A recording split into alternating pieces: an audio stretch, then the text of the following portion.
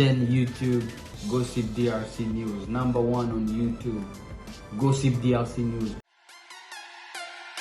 Ghislain Boulungu, MCT Images.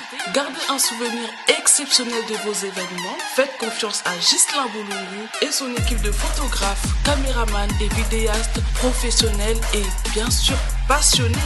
MCT Images, toujours à l'écoute de vos besoins pour les satisfaire, en France comme à l'étranger. Vous avez un mariage, un anniversaire, un concert, un shooting ou un clip ou tout autre événement à immortaliser, alors n'hésitez pas, contactez Ghislain Boulungu au 06 18 49 75 44 06 18 49 75 44 ou sur Instagram MCT International.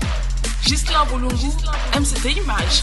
Ghislain Boulungu, MCT Images. Ghislain Boulungu, MCT Images. Ghislain Boulungu, MCT Images.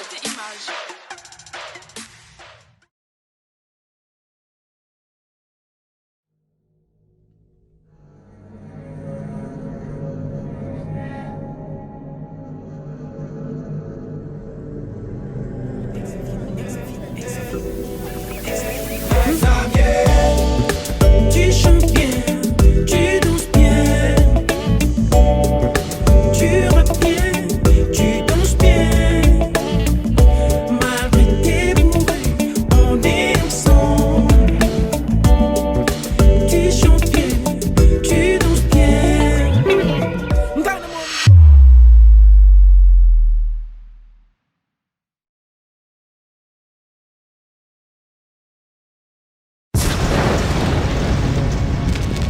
Salut tout le monde, c'est votre artiste Inosbi, les jeunes leaders Yamboka, les Molodo et leaders. C'est juste pour vous recommander de vous abonner massivement sur la best chaîne YouTube Gossip DRC News, number one on YouTube, Gossip DRC News, pour toutes les informations, les scoops, les exclusivités. En tout cas, appuyez sur la cloche des notifications pour avoir les notifications à la seconde. My people, this is your boy Inos B, and make sure you subscribe to Gossip DRC News. It's the best channel on YouTube for all the informations. Inos. Gossip DRC News, les boss, ah. Misolo, et utaki wapi ndenge mbongo zalaki dekese, mais c'est de son droit, en tant que sénatrice, pour que le président du bureau accommelier. Puisque le règlement intérieur na bango et ali kopé sanzela bongo pour que le président a répondre et na courrier na en tout cas sauf imprévu na moni phrase moko façante ou akomelaki monsieur Alexis Tambouman Bezate. Et à ce stade, lors d'une plénière, et ça c'est un homme face à une femme, il faut considérer dans les deux niveaux, sénateur, sénatrice, mobile, namasi et l'éli. Yé pas un sénatrice, doit savoir puisque pendant que on a dit pas yéba, misolaba na Congo, chambre haute. Ezali ya Boigna, ya Mayele, ya Bato, c'est que ça masolo malamu, mais tout ce que nous avons subi, c'est ce que Monseigneur Mosengo a qualifié pendant les fruits de leur gestion de 18 ans, la médiocrité dans la bouche, entre guillemets, de Tambouman. Toutefois, toutes ces phrases, elle a toujours teinté d'arrogance, teinté de donner des leçons, découvrir ma résidence, découvrir l'argent, j'en avais suffisamment. Depuis l'âge de 27 ans, quand à l'université à Bujumbura, du Burundi, quand tu l'es venu, tout ce qu'il a réussi à faire dans sa vie, je précise bien les mots. Banquette ou déterminer comment est-ce que fuit ton bimi parce que nga pena za lupangu nanga nako ndimate n'importe qui a côté na kata ba dossier nanga sans raison yoko parqueté je peux comprendre ce qu'ils a réquisition à parquer que dossier ba leva qui copie et que ndaki na parquet même pour qui na parquet je suis sûr que conservateur la routine da ba originauté peut-être la routine ba originaux na parquet pour pas nous détruire en sorte décision ezali ya ko détruire à certificat ou ça mis en faux là je peux comprendre mais o yali que copie wana ezobi na ba réseaux sociaux ezali original siko na tout mikabundi yo moko bimisa kiango po dribbler biso ou bien utaki na niveau ya conservateur na niveau archives président ba institution nyonso oto bengo ba président ba corps constitué nyonso to ke ne koyebisa bango ozala président sénat ozala président ya nini ya nani ya assemblée ozala soki nani soko zali déjà na ba poste wana longwa na parti politique na bino parce que comme il servir nation c'est honteux Moi, je n'ai pas froid aux yeux de le qualifier d'un super médiocre de ces moments. Et de ce fait, c'est un avocat de surcroît. Moi, je crois, c'était désolant. Il y a une question juste, avec respect, au bandit qu'on rappelait pour la faire passer comme une traînée. Donc, il faut faire la cour, t'inviter pour boire des champagne que tu refusais. Comme il y a qui découvrir ma résidence, j'avais l'argent de vivre de ça. Si lui a l'argent de vivre décemment, combien de Congolais ont l'argent de vivre décemment?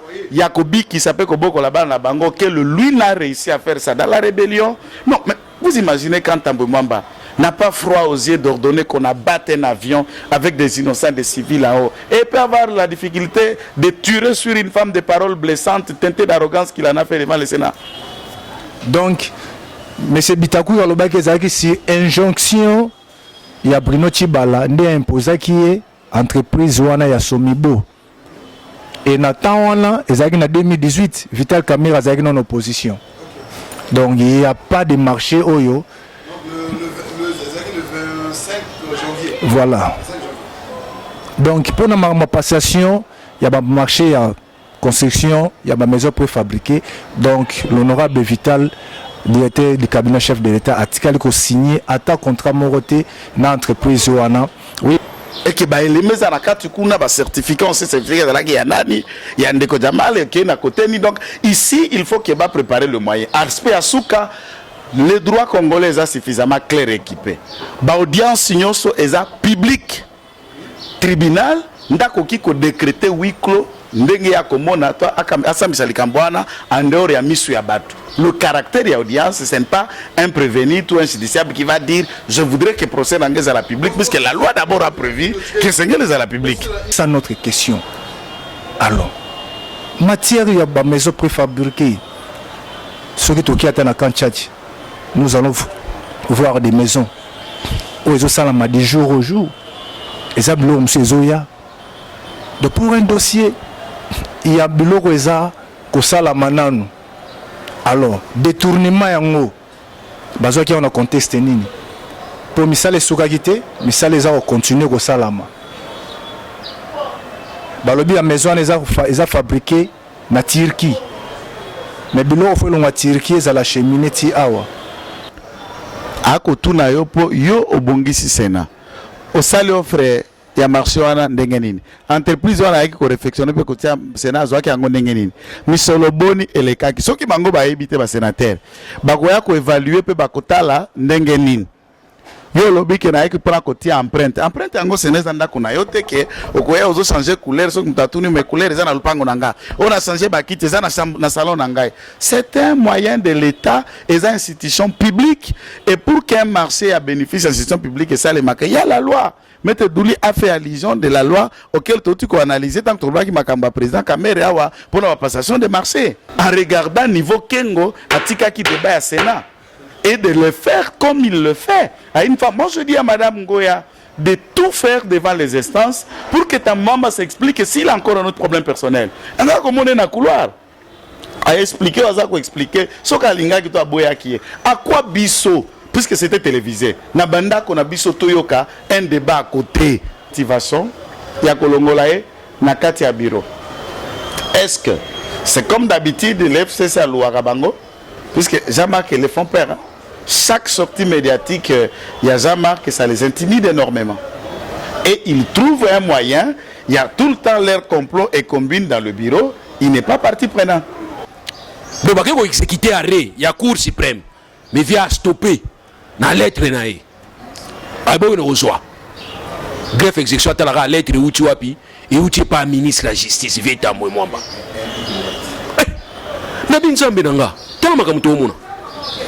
Et via ebi makamuna komela ki na lettre. Via so azo se rappeler na ma lettre on a komela ki. Via o se rappeler. Na so ça fait na cour. Donc tant confrère alobi ke nzoka via uta ko ta Burundi na ba droit. Mais via pas aki muto a sanctionner ba magistrat belé o batanga ki libanda. O ya senga bango ba homologation ba diplôme na bango. Donc c'est que VPA se conformer qui na exigence o ya sanctionner ba. Il y a des magistrats aujourd'hui qui souffrent. Hein? Cursus universitaire na e uti na Burundi. Et na Burundi. Or yebingale tinga na zabwe na utinda jamais bana na baki utanga na Burundi. okalalaki bato bauta nde baburundi baotanga na RDC. Alors inverse wana na éviter kala ngo ce qu'on veut pas tanga kala. Alors na éviter via tanga na kimukolo ou bien comment bon wana na éviter. Donc moi j'estime procureur n'est confrère à lobby à cause de la moussa nae, mais ce n'est pas au procureur qui nous tique à convocation et pas à Kimbuta.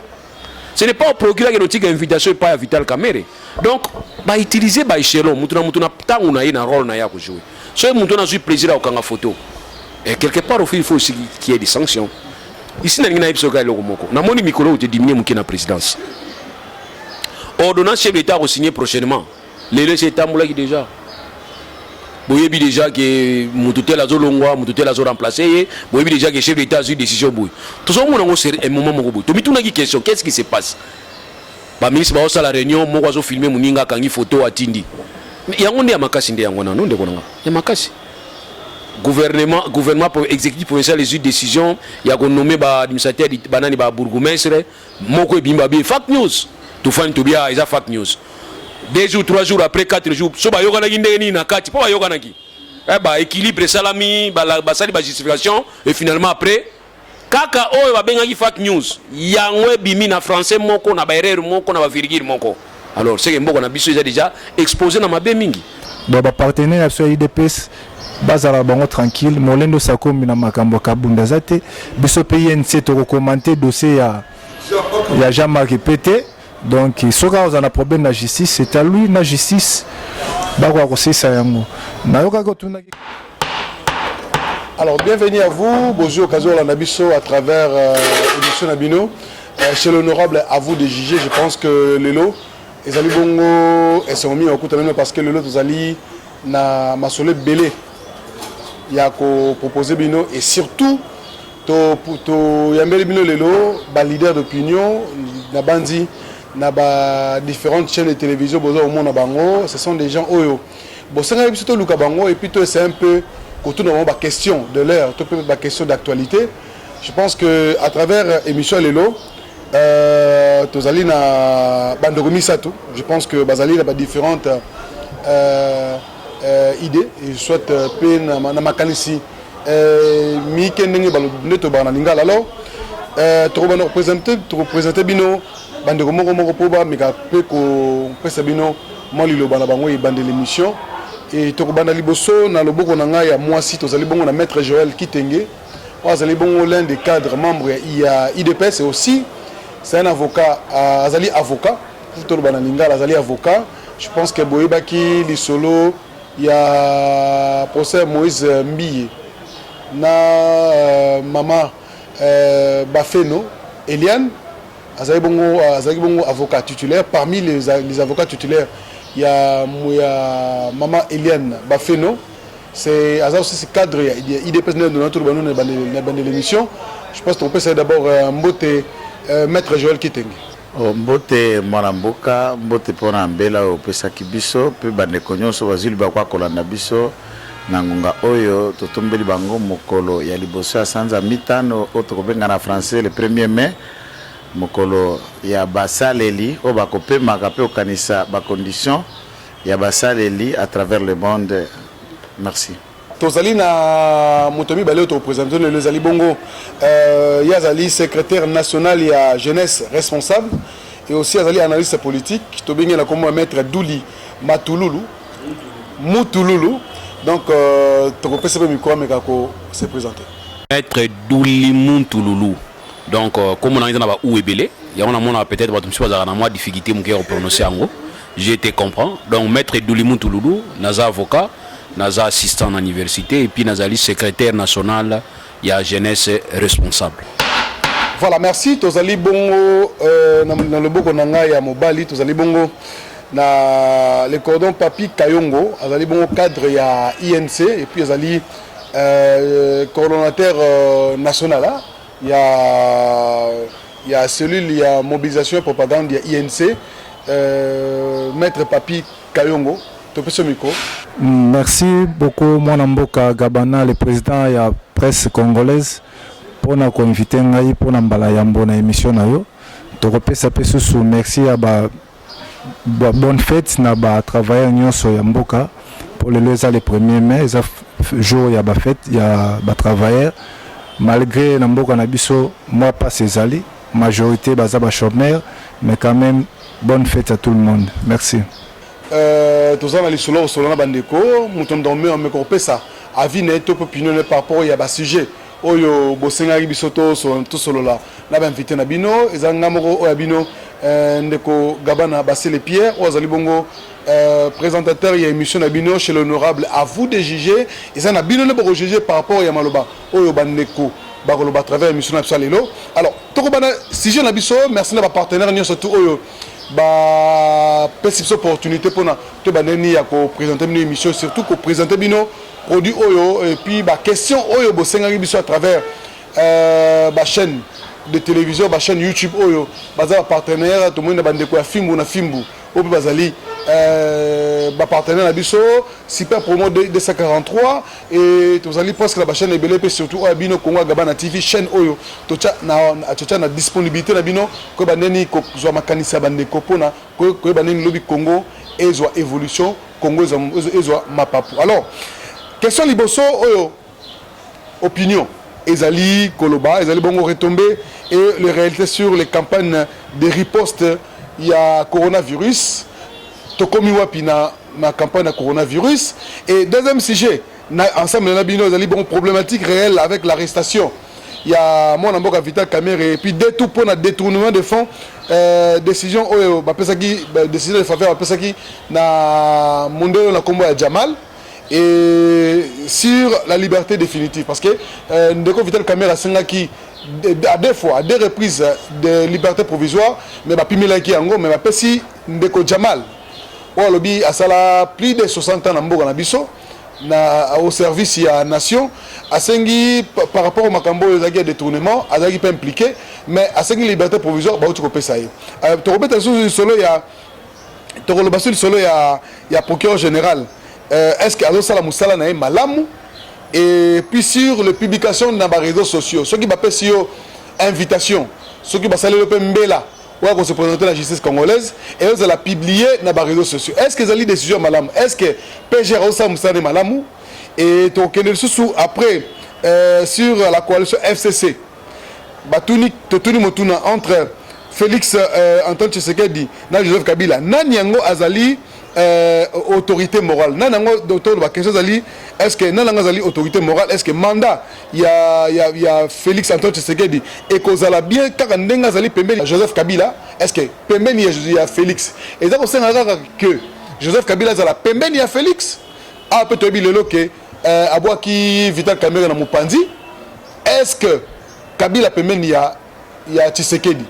A cause sa mandat na ye ndenge sengeli ezali question oyo bandeko batuni et puis après blanchissement il y a ndeko Vital Kamerhe na accusation ezali tombé na charge na ye.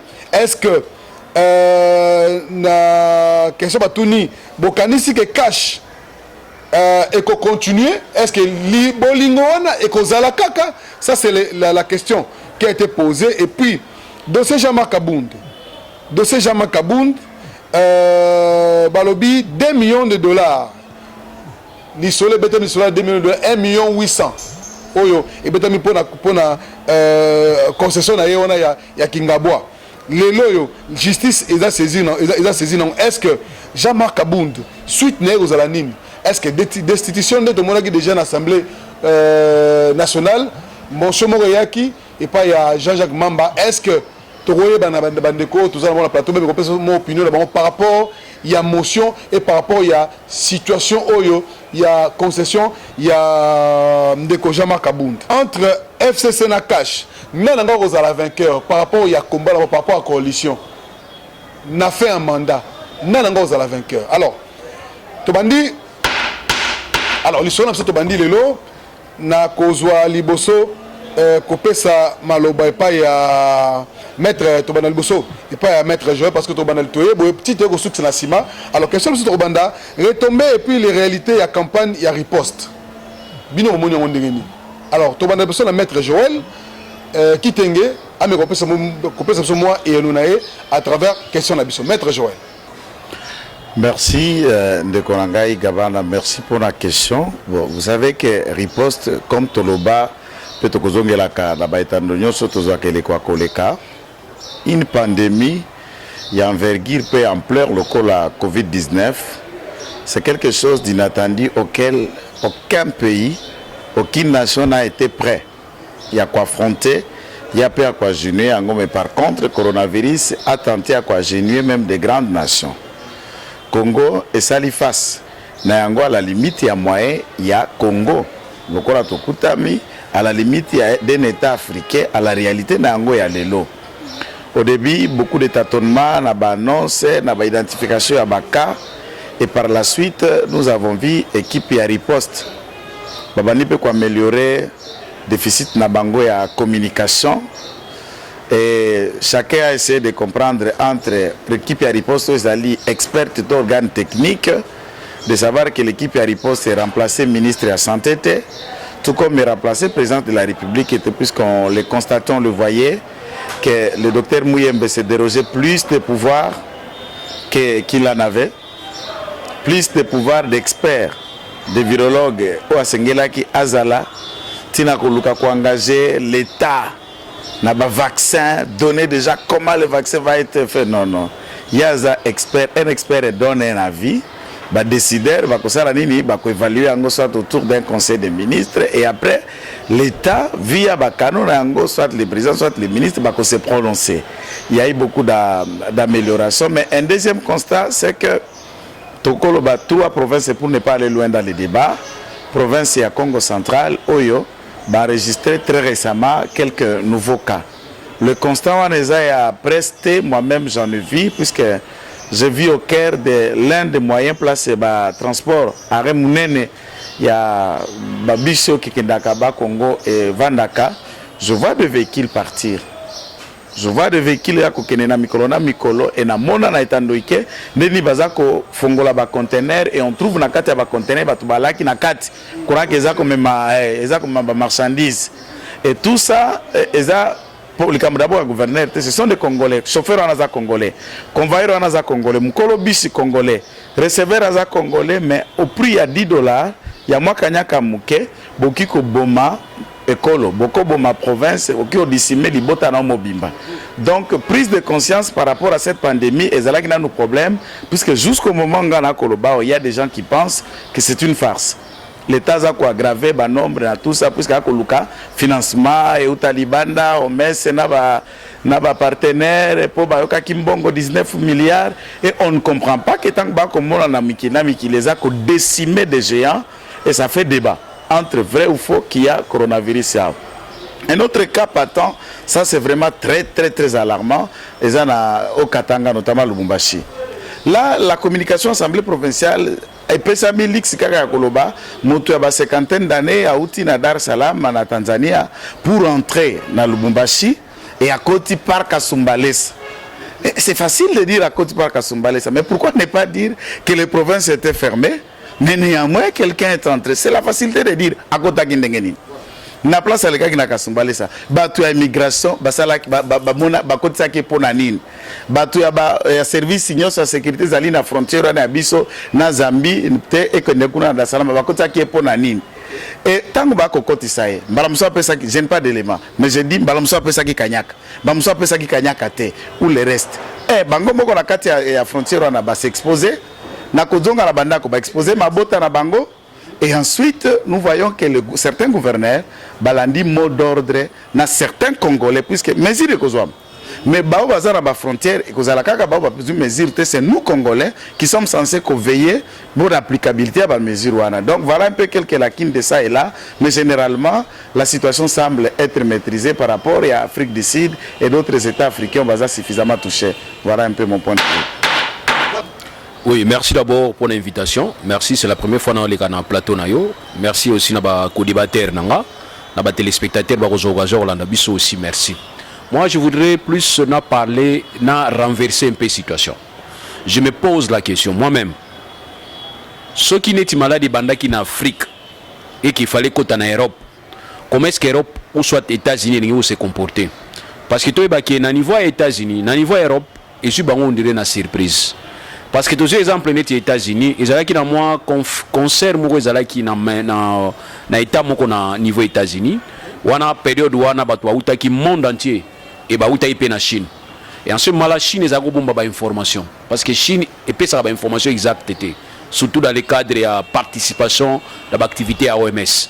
Or normalement il faut epesa ba information ndenge bozanango neti biso tozali na Ebola chaque fois on communique tozali tika ba porte na biso au fond ba archive au fond wama facilité dans laquelle pas ya organisation mondiale de la santé ba contrôler activité autorisée ko sala pour la lutte contre Ebola yango bo mona ke Ebola ebimaki libanda te bien que to ina kanda na ba Rwandais to bango batumso ina kanda na ba Rwandais mais au mona ke to exporter ki yango na Rwanda te.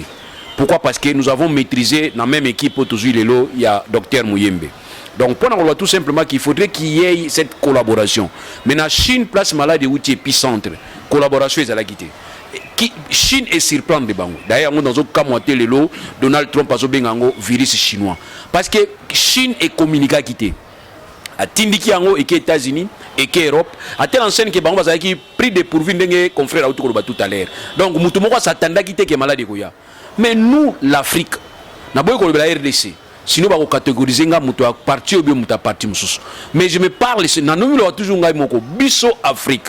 Nous étions tous aïko wapi tant malade banay ko frapper na Chine, tant malade ko surprendre ba européen ba français parce que même Donald Trump paso ba ke mutu moko andimaki te ke malade ne ko bima Chine et yana ba moko mususu.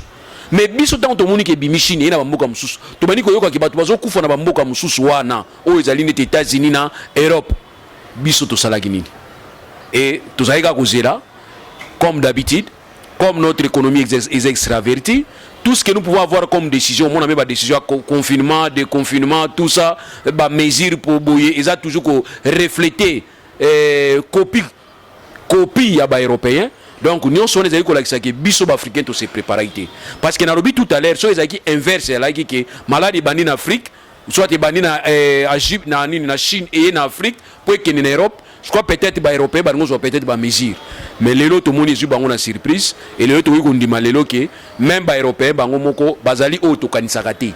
Dans terme d'infrastructure, parce que bazali ont tellement trop, mais ebeti bango. Alors par contre, biso baoye, tu as une infrastructure, soit tu as des moyens, tu as des mesures, il y a précaution. Bien avant que l'éco téléphone à biso, je crois peut-être que vous allez mouquer à côté de nombre tu as bango lelo. Donc voilà pourquoi on a vu que barré tomber les ali mingi par rapport, n'est-ce pas? Il y a manque, il y a prévision, il y a biso ba dirigeant. Il y a manque, il y a prévision, il y a ba o bazali ba décideur, il y a Afrique, na on mingi Afrique. Il y a Afrique na ko talaka été, biso zali ka wana lokola bana ko zelaka libanda. Tala ni tsikoy. To ay ko zelame ba do yu talibandi côté la biso. Bato bazali ko lila bazo pesa biso ba donc ya ne toke matanga moko boye mutakufeli asali ba dépense to yiko sengi mbongo transport to yiko senga mbongo ya bilo akulia ya no biki biso africain to aneti mwa muke modi. Voilà. Oui, merci pour la question. Moi je pense que dans moi avis un peu moins contraire par rapport à ndenge bandeko balobi. Si l'Europe ezwaki bango avec surprise mais biso Afrique quand même to bande ko landa évolution ndenge malade bande ko tambola. Tango le Chine, Togomoyoka Italie, Togomoyoka France, Allemagne ainsi que États-Unis. Mais nous avons senti moins incohérence, moins incapacité, pas d'autorité nabiso.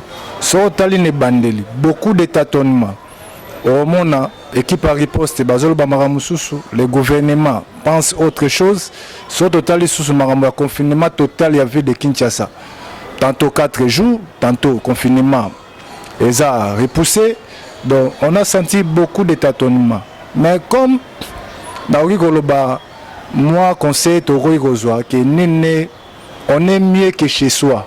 Moni tozalaki na tendance chaque fois il y a comme traitement malam ils en a Inde, ils en a Suisse, ils en États-Unis, mais on a compris que même la place où on a traitement minene, on a une capacité à maîtriser maladie.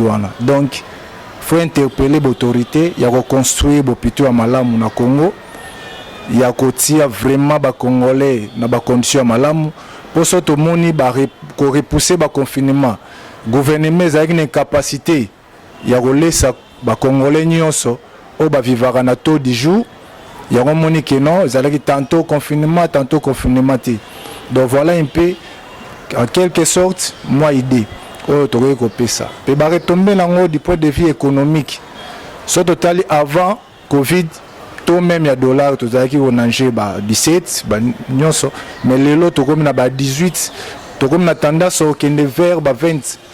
Donc Voilà un peu moi d'inquiétude. Et jusqu'à présent, sur le sur proportion par rapport au nombre, il y a bateau bazar atteint, na bateau bazar au Koufa. Surtout comparé bango même dans les pays mususu Afrique, au remonte que gestion de l'épidémie et ça non na batatonnement. Na Sénégal, au remonte taux de contamination moins élevé, mais taux il y a des décès. Et ça la moitié. Mais biso au remonte taux de contamination élevé, taux de décès trop élevé. Donc on a encore beaucoup à réfléchir sur cette question. Vraiment merci. Ton ami.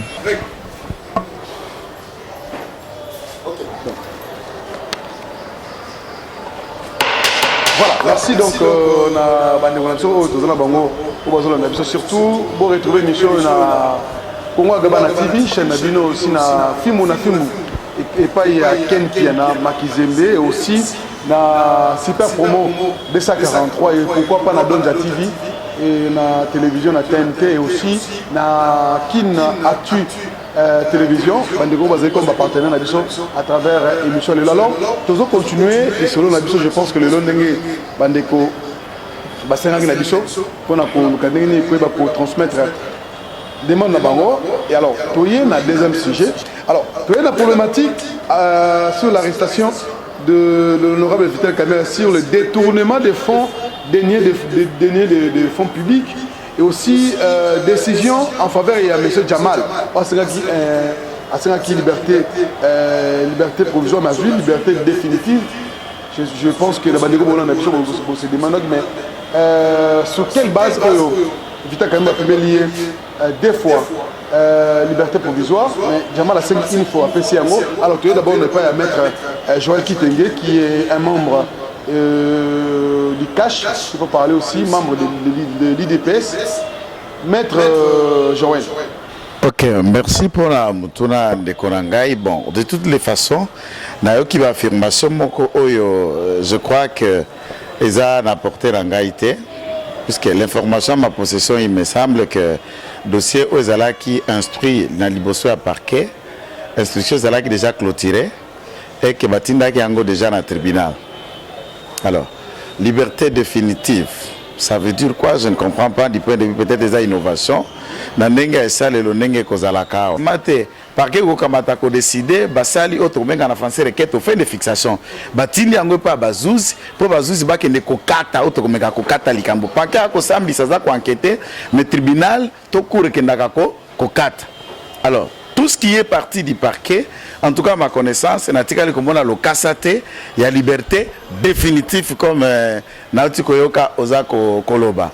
Mais les demandes, dans le bio pluriel, puisqu'il s'agit d'avocat, il y a Ndeko Jamal, il y a président Vital, Batunion va formuler qui va demander d'abord devant le parquet, ensuite devant la chambre de conseil, dans la première instance, tout comme dans la deuxième instance, c'est pour solliciter liberté provisoire. À ma connaissance, il faut confirmer la détention à Bango. Donc, l'affirmation, je n'ai pas encore vu.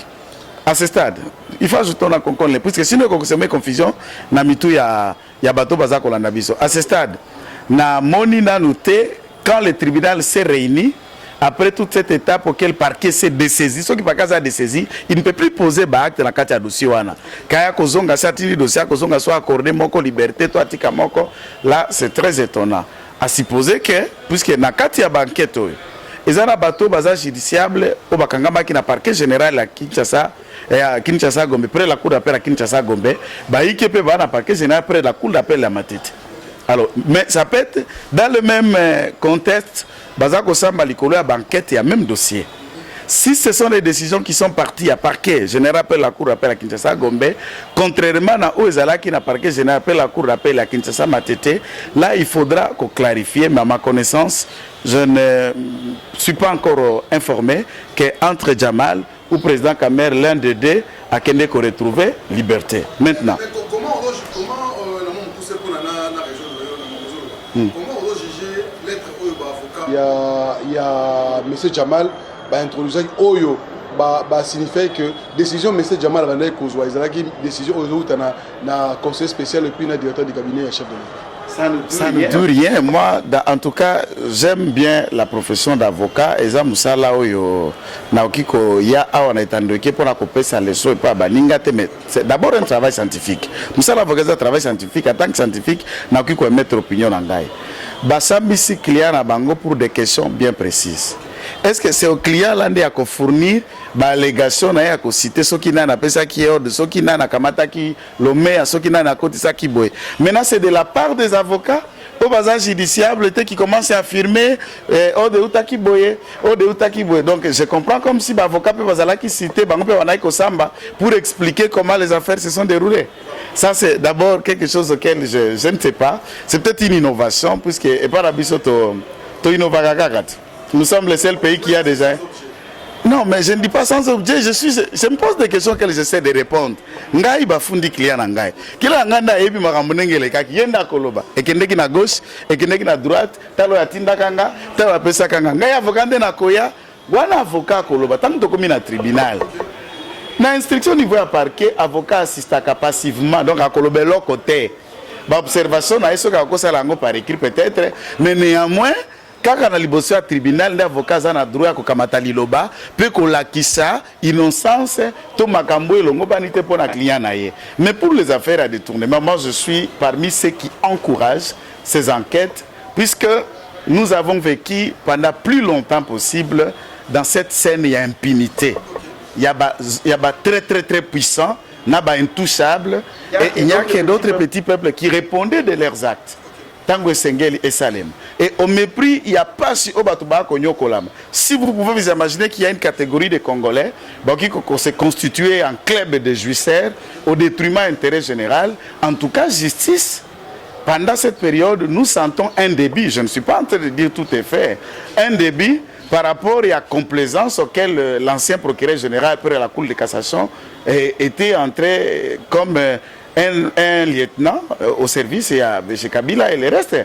Donc il n'y avait pas d'action, on ne pouvait qu'arrêter des opposants ou des restes, des enquêtes sérieuses au coma, au dénoncé, ou la presse. On s'est saisi d'office à partir de la banquette Nabino, presse à Kolobaka, mais tout était tourné. On était dans une confusion entre parquet général pour la Cour de cassation, M. Kalev Naner, qui était chef de qui. Et c'était scandaleux, nous ne savions pas si la justice était l'honneur, si la justice était le parquet ou le cours des tribunaux, tout était mélangé dans un temps.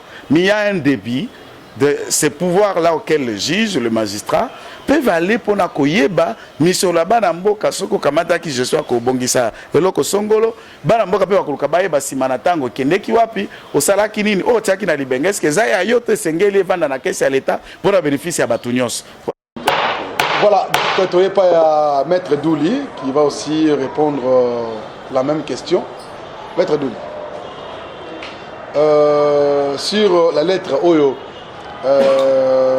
l'avocat, il y a Jamal, qui a adressé la procureure sur la décision, surtout M. Jamal a été exécuté. Et bien, il y a directeur du cabinet chef de l'État et aussi un conseil spécial. Alors, sur aussi la liberté qu'on venait de donner à M. Jamal, soit disant c'est une liberté définitive, donc Vital Kamera a une provisoire, mais pas qui est en côté, à une attribution en côté, mais pas si mesure de grâce à M. Jamal. Opinion des amis. Bon, moi je crois peut-être qu'il y a un problème de terminologie, soit il y a un problème sématique. Oh, il faut pas mettre ça dans yango. Si vous êtes intéressé à la justice, il faut aussi s'adapter à des mots, à parler. Et aussi qu'on s'adapte à des mots où ils allaient plus utiliser au niveau de la justice, sinon il faut poser des problèmes vraiment mingi, il y a compréhension. Il y a même que dans un certain moment dans l'émission na biso ne tozo sala bona lingala to meka kozala mingi na se non ça même confrère to zala mingi na se confrère so matili kolo mingi compréhension ezalaka bato bazali kolo ba waza na se ba comprendre le côté confrère to biso tout à l'heure que na niveau à parquet on ne peut pas parler à liberté définitive. Parce que je ne vois pas pourquoi ce que le parquet a libéré yo. Ce qui a classé, tout ce qui a fixé. Par cas, ça a été classé pesate ko lobake mutoza na raison. A classé pour na opportunité. Atali a monique na lande la ezala ngona tina tembo savana chango pembeni. Ou bien soit ya manka ba élément mususu. Parquet monique na boy ko koma zoba liboso juge. Bonazo na nga dossier na classé. Ce qui ba fait mususu ebimi après, akoyi ko fongola lisusu dossier wana. Donc, c'est-à-dire, il y a un 5 pas battu, on a non, dossier n'a classé sans suite, qu'on s'est pératé. 5 gars étaient dossiers, ça l'a même fixé, il forcé même à procureur. Sinon, à ce moment-là, on a un bon de épée à la montagne, à Moutouna. Jour de fond, à mon éviter. Mais si on est au niveau tribunal, celle ici, aux yeux, au droit de défense, au procès équitable, au Sambi, très bien, juge à Monique, aux Anoa Kitoko, à libérer yo.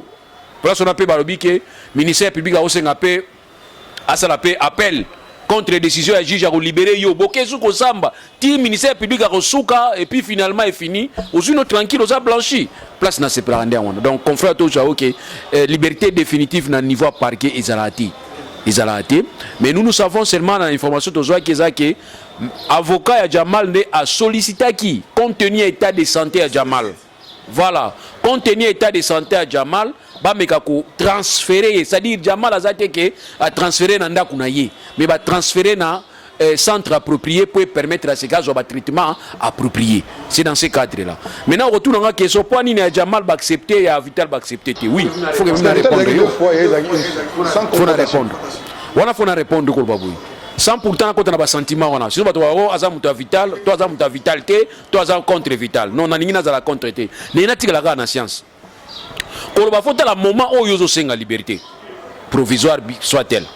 Tant qu'on a la liberté provisoire pendant que le parquet n'a pas réuni les éléments, je ne suis pas sûr qu'on fait Azalia que le parquet soit luxe à côté. Nous avons dit la fois passée. Quand les gens disent que non, identité est à craindre, identité est à douteuse. Nous avons rétorqué pour dire que ça c'est le contenu article 27. Il y a code de procédure pénale et lobby que ce qui est infraction est à moins de 6 mois. Plus de 7 jours. On va retenir compte à Kokangayo, ceux qui identité n'a pas douteuse et aussi ceux qui fuite n'a pas à craindre. Mais ce qu'on a dit dans l'infraction il y a plus de 6 mois et que l'indice de culpabilité est tellement établi, on a aucun article 28.2 il y a code de procédure pénale où il lobby que condition on a sont réunies, le parquet peut accorder liberté pouvoir ils ont parquet appréciation à conquis. Mais dans le contexte vital, nous avons déjà dit à cette époque, tant que ça dossier, et ça impossible le parquet à paix sa liberté. Pourquoi? Parce que Vital Kamerhe constitue une source intarissable pour l'armée. Il n'a pas un parquet. Il y a un élément. Parce qu'il était coordonnateur, il y a un mouvement. Ok. Et en plus, pour la protection, il y a Vital Kamerhe, de manière à ce que, on a tendance à altérer la vérité. Aussi, à la tendance au Tobenga qui reconnaître il y a Tobenga subornation à témoin, à créer des témoins pour défendre, pour brouiller par parquet. Le parquet a estimé que Vital Kamerhe devrait rester dans la map. Mais nous avons dit que place Motieye, ils ont répondu pourquoi? Parce que crainte besoin d'envoyer pour mon Vital Kamerhe, à la information, à la vérité, à la subornation à témoin. Il le fera facilement à partir du moment où vous avez accès et pas naïe na katia makala azo yamane batu azo signer ba papier azo connaître rédiger parti politique naïe. Pourquoi ne pas que les gens pour la protection ya Vital Kamerhe de manière à ce que a tendance à altérer vérité. Aussi, a peine tendance au Tobenga qui to reconnaître il y a au Tobenga subornation à témoin à créer des témoins pour défendre pour brouiller par parquet. Le parquet a estimé que Vital Kamerhe devrait rester dans la map. Mais nous avons dit que place Motieye, ils ont répondu pourquoi? Parce que crainte besoin d'envoyer comme on Vital Kamerhe, à la information, à la vérité, à la subornation à témoin. Il le fera facilement à partir du moment où vous avez accès et pas naïe na katia makala azo yamane batu azo signer ba papier azo connaître rédiger parti politique naïe. Pourquoi ne pas côté dans une résidence surveillée où l'état justice yemo ko surveiller résidence wana pour permettre à ce que ça va condition mo bien. Voilà ma kandidature zaiki nango ko luba yangwana. Mais le parquet liboso ya juge, il y a premier juge, il y a liberté aboyaki naïe.